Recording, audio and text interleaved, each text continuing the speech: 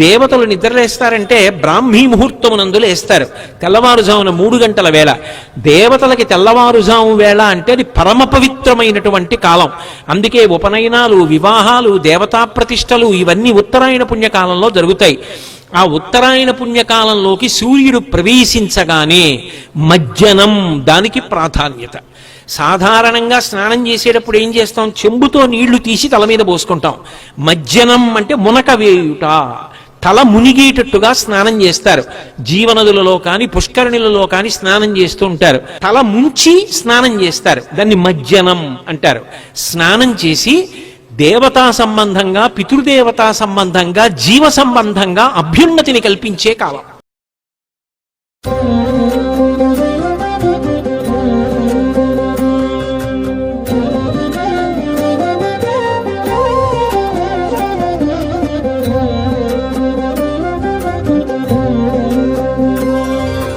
హరిహరులకు ప్రియమైన కార్తీక మాసం, హరిహరులకు ప్రియమైన కార్తీక మాసం. సరిలేని వ్రత పూజలు సలుపుటకవకాశం. హరిహరులకు ప్రియమైన కార్తీక మాసం, సరిలేని వ్రత పూజలు సలుపుటకవకాశం. హరిహరులకు ప్రియమైన కార్తీక మాసం, కార్తీక మాసం.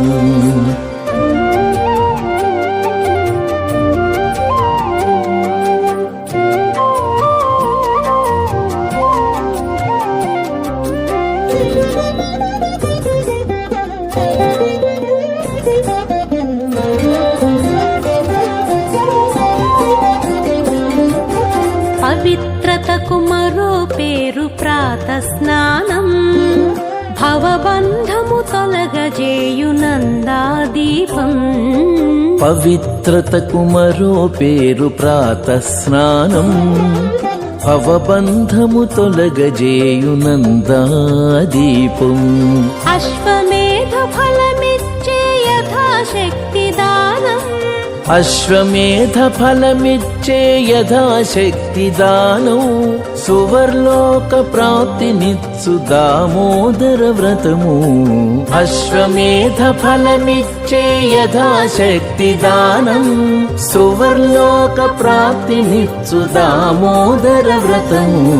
హరిహరులకు ప్రియమైన కార్తీక మాసం, సరిలేని వ్రత పూజలు సలుపుటకవకాశం.